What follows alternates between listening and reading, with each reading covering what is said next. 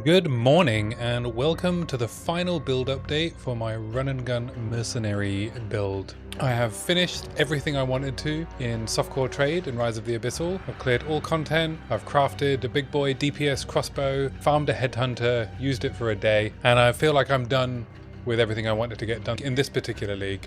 I'm not done with PoE 2 for this league. I'm going to roll again in hardcore, but I thought I'd put together a final guide that covers everything that I've changed in the build. I've switched to Tactician, away from Witch Hunter, scaled up into the Endgame, and I'll go through the written guides that I've created, a bit of an overview of what's changed with Tactician, the skill setup and what we swap for different content, the gear before and after Constricting Command, the passives and the dual choices, the Atlas tree that I use now that I'm fully scaled, and then some options for further scaling, and then I'll go through my plans for Hardcore, Warbringer and Titan. Firstly, we'll go through the written guides that I've put together. So the original written guide for Run and Gun Witch Hunter is still there. I've updated it today with a bit more information so that it covers a few more of the options. I realized as well that it imported some gear that I'd already spent a lot on or had become very valuable since League start, which was leading people to believe that that's what they needed in order to be able to clear all content.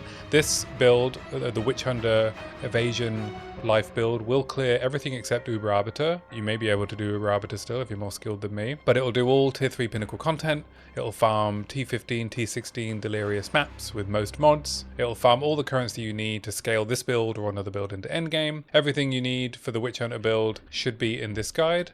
And now I've created a second guide for Tactician. So this is just for the scaled version of the build. There'll be the gear that I used before I implemented Constricting Command. So when you want to switch over to Armour, or if you're leveled as Armour, the kind of gear that you'll need to be looking for. And again, it has all of the skill gems and the various swaps that we do when we have Constricting Command. Hopefully that's enough. For those of you who don't want to watch the video, you can just go to that guide and hopefully be able to follow it. Please comment if there's anything missing, if you have any questions, if you need me to update or make anything clearer. That would be really helpful for me. This is the first time I've ever created a guide for Path of Exile. I've tried to make it as comprehensive as possible for you to be able to follow easily and enjoy playing the build as much as I did. So let's go through some of the changes I've made as Tactician.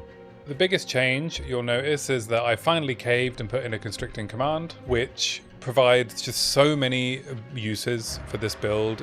Move speed, dodge roll distance, more defense, more offense, attack speed, and it completely solves mana on its own. So it's just a really, really good item. And once I decided to scale the build as far as I wanted to take it, it was a bit of a no-brainer really to end up putting it in. In terms of major changes to the skills, I took out Argent's Medal from Explosive Shot. I realized that it wasn't really doing anything because we only load one bolt into Explosive Shot. So when the bolt fires, the crossbow immediately starts reloading. Either that's instant or it just starts reloading already and Argent's Medal doesn't really do anything. So when I took it out, I didn't actually notice a difference in clear speed, and all of a sudden they'd become 13 div. So I felt like it would be better to use those 13 div to scale the build more. And I just put Magnified Area in instead. I was able to drop Uruk's Smelting from Explosive Shot as well, so we don't need Armor Demolisher or Smelting in Explosive Shot with the level of physical damage that I have now. You'll have to play around with this. Once you reach a certain breakpoint, you will be able to drop it as well, and you'll be able to just slot more damage in. I put Defiant and Magnified Area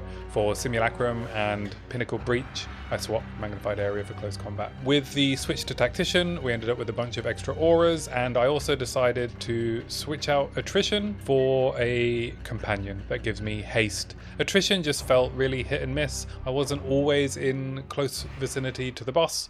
I don't know how much it was really helping in terms of the scaling damage and the Culling Strike, and I put Culling Strike in armor piercing rounds anyway because we lost it from the Witch Hunter switch. So those are the major changes since we've switched from Witch Hunter to Tactician. As well as those changes, we obviously switched to armor, and LE damage applies to armor, and we get deflect from the Tactician Ascendancy.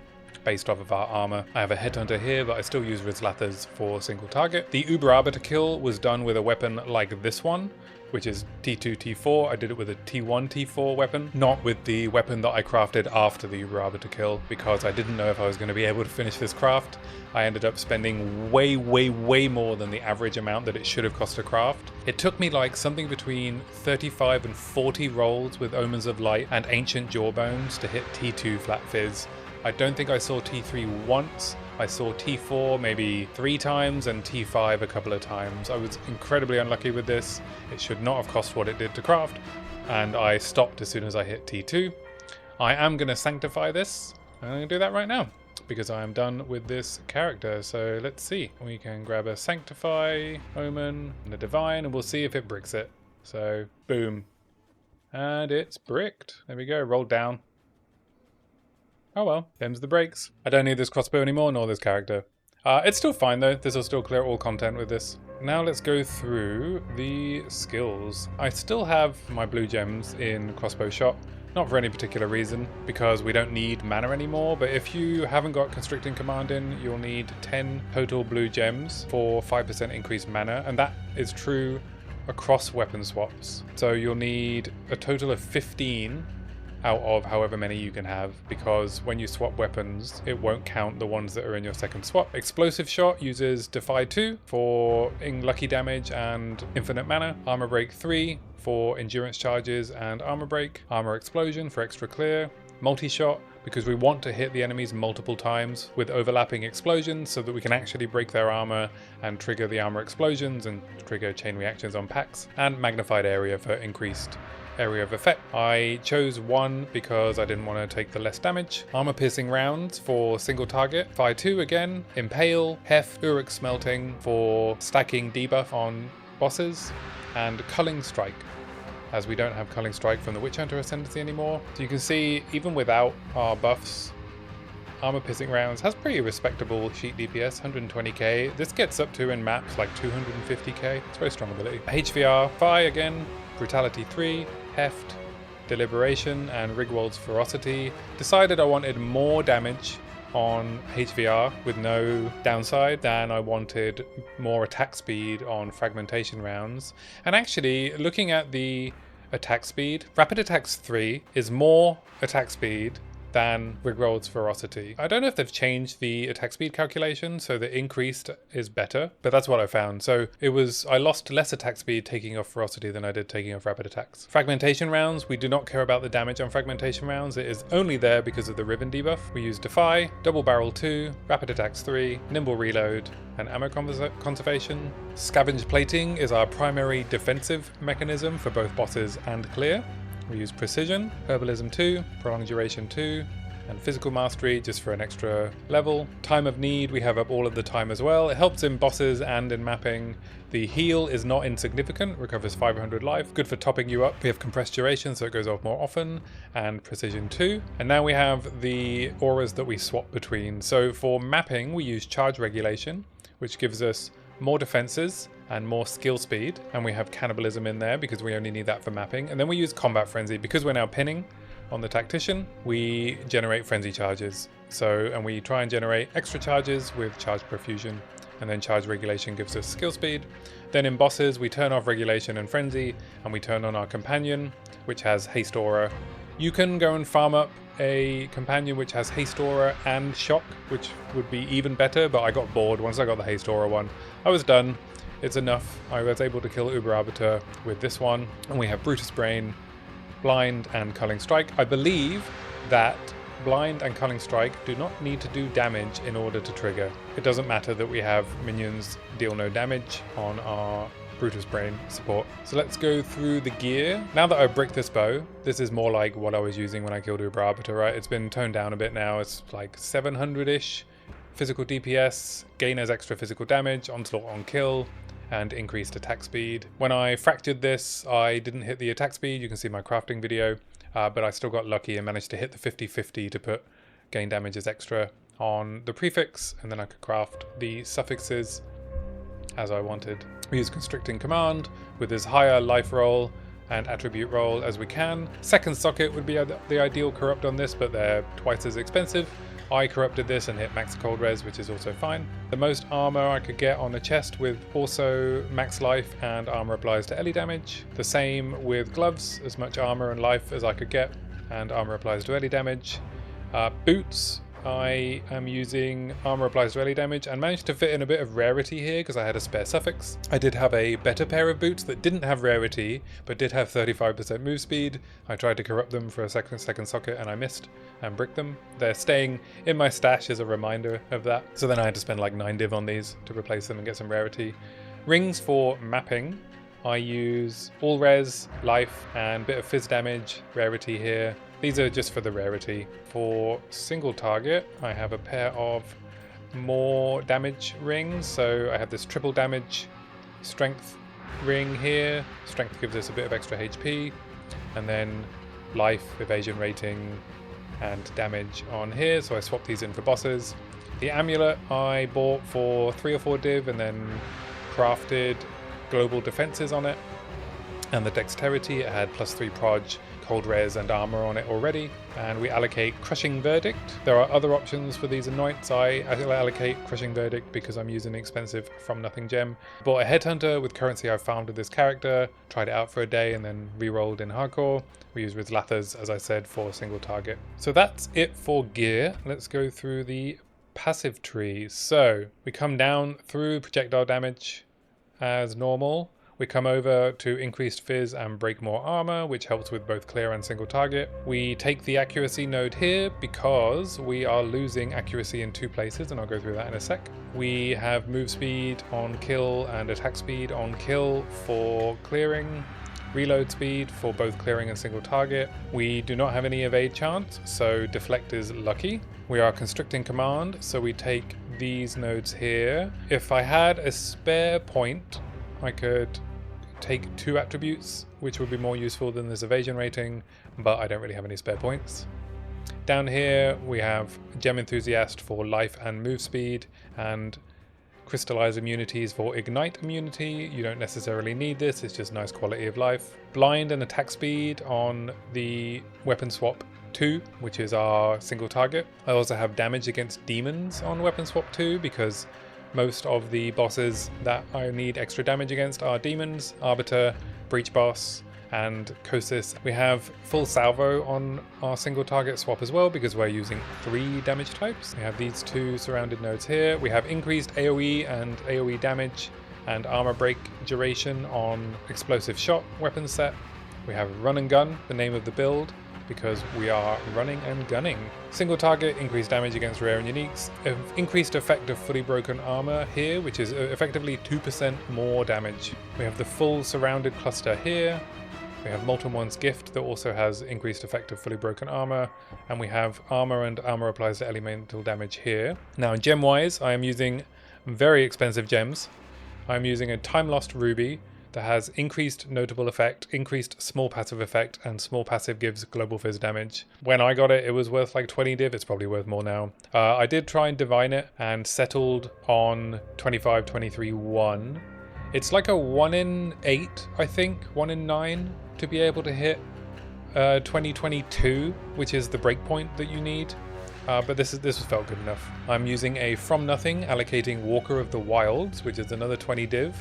And I use that to allocate material solidification, which is effectively 11% more physical damage for our single target, and 8% more damage for clear, and then daze on hit and damage against dazed enemies. And then the final gem I'm using for clear is a Heart of the Well, which I got very early in the league. I could upgrade this. This is not ideal. Has gain damage as extra fire, skill speed, crit damage bonus, and mana on kill. I don't need the mana on kill anymore. I just can't be bothered to change this gem. For Arbiter, I swap out Heart of the Well and I put in this fizz damage, increased armor, and max fire res and rage gem. And I swap Close Combat 2 in for magnified area on Simulacrum and Breach pinnacles. The Ascendancy is pretty straightforward. We take Immobilization, Build Up, and Projectile Damage Pin, and pin enemies cannot perform actions.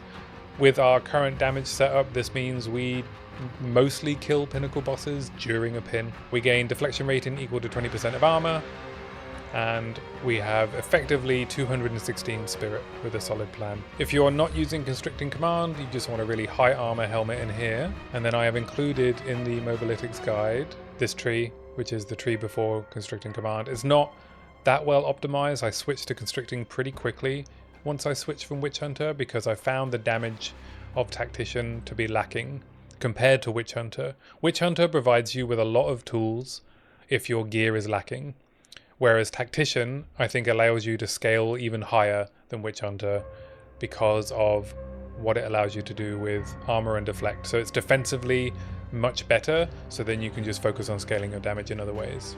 Atlas Tree, I moved away from the Shrine strategy because our gear is so good now that I don't need it.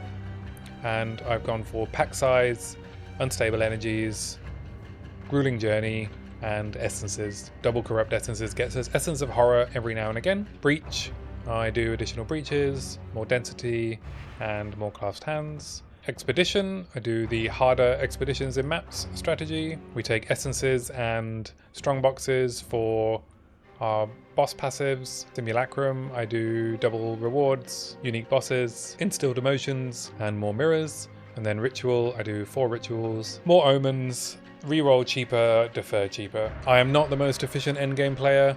In fact, I would say I am very mid when it comes to endgame farming efficiency. Obviously, I managed to farm hundreds of divines in order to finish this build, but that came with a lot of playtime. I am not anywhere near as efficient as someone like Fubgun, so if you need more information on juicing maps, then do that.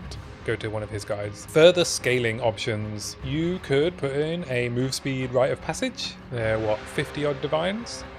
You could corrupt or buy a bigger gap Rizlatha's Coil. So for Rizlatha's Coil, you'll increase your damage more the larger the gap is between your minimum physical damage and your maximum physical damage. So this is an 8% gap. You want obviously the least minimum and the most maximum. You can get gaps of like, I think 20-ish%. You can corrupt to above 40 and down below 30. Other options are Giga Move Speed Boots. So instead of rarity, you could go for move speed here. You could do increased effective sockets on multiple sockets. Still have a bunch of armor, 35% move speed, and then a couple of move speed gems. You could go for increased attack speed gloves, which will improve your damage a lot. Again, with the increased effect of socketed items, more sockets.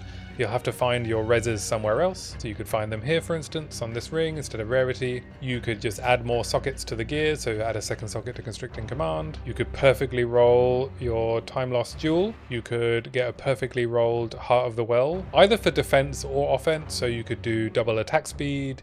You could do more gain as damage. You could do gain armor from equipped body armor. And you could not brick your crossbow with a Sanctify. Or you could make a crossbow that has more sockets and sanctify it. You could have a 4-socket crossbow with T1, T1, flat fizz and fizz percentage. Obviously the rest of the mods are essences. So those are the only 2 mods you're looking for. You could split your crossbows between clear and single target. So onslaught on kill is best for clear. Instead of onslaught on kill, you could roll a perfect crit crossbow and start leaning into crit for your single target, and you could kill Uber Arbiter in like 2 seconds. So those are some of your options to take this even further if you happen to have mirrors to invest in this build. And finally, I'm going to go through what my plans are for rolling this in hardcore on warrior. So I put together 2 trees for my warrior build.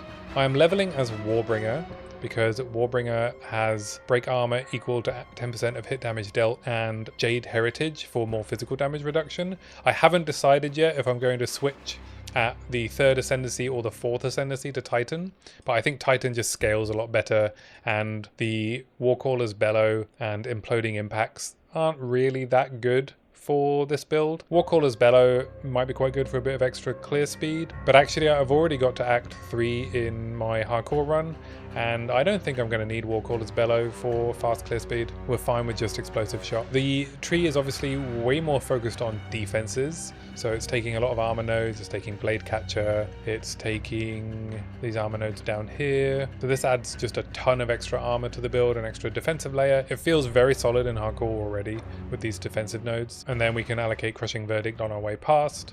So I'll anoint something like Material Solidification, because it's cheaper to anoint that than it is to buy a Walker of the Wilds from Nothing gem. And I'm a bit point starved in this particular layout because we take this sort of circuitous route. We still go for run and gun, and everything else is very similar. We take max res here until we switch over to constricting command in the end game, which is even more point starved. And we drop like an armor node here, and some of the damage nodes to fit in all of the constricting command nodes. So yeah, that's the plan. Obviously we take hulking form because it's bonkers. Look at this. 30% increased armor on the hybrid nodes. 37% increased attack damage while surrounded for a small node. Yeah, hulking form is just really, really good. Slight inefficiency here, but I just, you know, this is a level 95 build and I just don't have the points. But if you want to come and see my progress on hardcore, you can check me out on my live streams on Twitch, Sunday to Thursday. Sundays 1 PM till 7 PM UK time. Monday to Thursday 4 PM till 7 PM UK time. I will also post a couple of build updates for my hardcore journey, and then I'll post a build guide when I am in endgame. Probably in a similar way to the way I've posted these. But yeah, I hope this final guide is useful for you. Please let me know below if it is. If you want any more information, you can also swing by my stream and ask any questions you want if you need to see anything or get some clarification. If you want the earlier version of this build on Witch Hunter, you can check out the other video, which I'll link below. Otherwise, good luck, Exiles, and thanks for tuning in. Bye!